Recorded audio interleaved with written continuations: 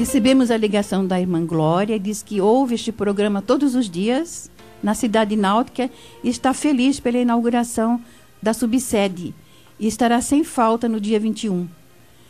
E ora ao Senhor para dar mais 30 anos de vida ao pastor Natanael. Obrigado, irmã, pelo seu desejo. E a primeira pergunta é da irmã Glória, da cidade náutica. Diz assim: Jesus expeliu os 7 demônios de Maria Madalena antes de ressuscitar ou depois de ressuscitar? Antes de ressuscitar, melhor dizendo. Em Marcos capítulo 16, versículo 9, diz assim: Jesus, tendo ressuscitado na manhã do primeiro dia da semana, apareceu primeiramente a Maria Madalena. Então, depois de ressuscitar, Maria Madalena foi a primeira pessoa que o viu. Antes disso, diz o texto, da qual tinha expulsado 7 demônios. Então ela passou a seguir a Jesus pela libertação que ela havia tido. E agora ela foi a primeira pessoa que teve a oportunidade de ver Jesus ressuscitado. A nossa ouvinte Irene, onde está escrito que é para orar de olhos fechados, se Jesus manda orar e vigiar, pastor? Na verdade, não há recomendação na Bíblia para orarmos de olhos fechados. Então você perguntará, então por que oramos? Oramos de olhos fechados para evitar a nossa distração quando estamos orando. Porque às vezes não prestamos atenção na oração, nem nossa que fazemos. Nossos pensamentos estão vagueando por outras situações, outros lugares. E a pessoa com os olhos abertos se distrai e perde aquela comunhão, aquele contato com Deus. Quero mostrar ainda no livro de João, 4º Evangelho, capítulo 11, versículo 41, que Jesus, diante do túmulo de Lázaro, ele não fechou os olhos. Diz assim: tiraram, pois, a pedra de onde o defunto jazia, e Jesus, levantando os olhos para cima, disse: Pai, graças te dou por me haveres ouvido. Então ele olhou para cima e dirigiu-se ao Pai. Estava de olhos abertos, sem qualquer problema, quanto à ordem que ele deu a Lázaro foi obedecida logo. Lázaro saiu do túmulo e Jesus disse: desatai-o e deixai-o ir. Agora a pergunta do João Carlos: o rosto de Deus pode ser visto ou foi visto por alguém na Bíblia? É preciso que nós tenhamos assim uma informação de que a Bíblia emprega certa linguagem chamada antropomórfica. Vou repetir: antropomórfica, significando isso, que usa uma linguagem humana para se referir a Deus. Ora, se você encontra em João 4:24, Deus é Espírito, ou seja, em sua natureza ele é Espírito. Em Lucas 24:39, Jesus ressuscitado, com carne e com ossos, ele disse: vede, apalpai-me que um espírito não tem carne, nem ossos, como vedes que eu tenho. Consequentemente, nós entendemos que Deus é um ser pessoal. Ser pessoal é aquele que é dotado de atributos próprios, de uma personalidade que é inteligência, vontade própria e sensibilidade. Por isso que nós encontramos em Romanos, capítulo 12, versículos 1-2, o apóstolo Paulo dizendo: rogo-vos, pois, irmãos, pela compaixão de Deus, que apresenteis os vossos corpos em sacrifício vivo, santo e agradável a Deus, que é o vosso culto racional. E não sede conformados com este mundo, mas sede transformados pela renovação do vosso entendimento, para que experimenteis qual seja a boa, agradável e perfeita vontade de Deus. Então Deus era um ser pessoal que tem vontade. Logo, como podemos vê-lo? Então encontramos em João, capítulo 1 e versículo 18, escrito: Deus nunca foi visto por alguém. O Filho unigênito que está no seio do Pai, esse o revelou. De modo que ninguém jamais viu a Deus e conseguiu continuar vivo, mesmo porque Deus não tem um corpo material, tangível como o nosso. Ele é um espírito pessoal.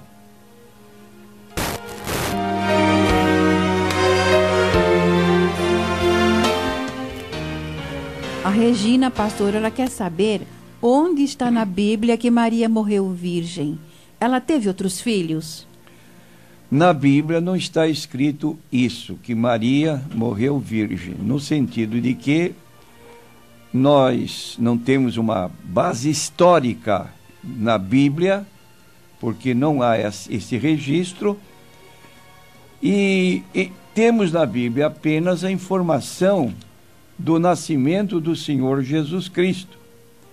Está no capítulo 1 de Mateus, do versículo 18 em diante, que José, seu noivo, vou usar esta expressão, quando a viu grávida, intentou deixá-la secretamente. Quando então, de noite, em sonhos, ele foi revelado por Deus que não deixasse sua mulher, porque o que nela estava gerado era do Espírito Santo. Vou ler a passagem. O nascimento de Jesus Cristo foi assim: estando Maria, sua mãe, desposada com José, antes de se ajuntarem, achou-se ter concebido do Espírito Santo. Então José, seu marido, como era justo e não a queria infamar, intentou deixá-la secretamente. E projetando ele isto, eis que em sonho lhe apareceu um anjo do Senhor, dizendo: José, filho de Davi, não temas receber a Maria, tua mulher, porque o que nela está gerado é do Espírito Santo. E dará à luz um filho, e chamarás o seu nome Jesus, porque ele salvará o seu povo dos seus pecados. Tudo isto aconteceu para que se cumprisse o que foi dito da parte do Senhor pelo profeta, que diz: eis que a virgem conceberá e dará à luz um filho, e chamá-lo-ão pelo nome de Manuel, que traduzido é Deus conosco. E José, despertando do sono, fez como o anjo do Senhor lhe ordenara, e recebeu a sua mulher. Agora, meu prezado ouvinte, preste bem atenção no versículo 25 do capítulo 1 de Mateus. Diz assim: e não a conheceu até que deu à luz seu filho, o primogênito, e pôs-lhe por nome Jesus. Então a palavra não a conheceu significa que não coabitou com ela como esposa, até que ela deu à luz a seu filho, o primogênito, que era Jesus. Mas depois eles continuaram como marido e mulher, normalmente. E no capítulo 6 de Marcos, nós vamos encontrar o nome dos irmãos de Jesus, irmãos carnais. Diz assim o capítulo 6 de Marcos, versículo 3: não é este o carpinteiro, filho de Maria, irmão de Tiago, de José, de Judas e de Simão? E não estão aqui conosco suas irmãs? E escandalizavam-se nele. De modo que aqui são mencionados 4 homens, irmãos de Jesus: Tiago, José, Judas e Simão. E ainda no plural, suas irmãs, que eram irmãs carnais.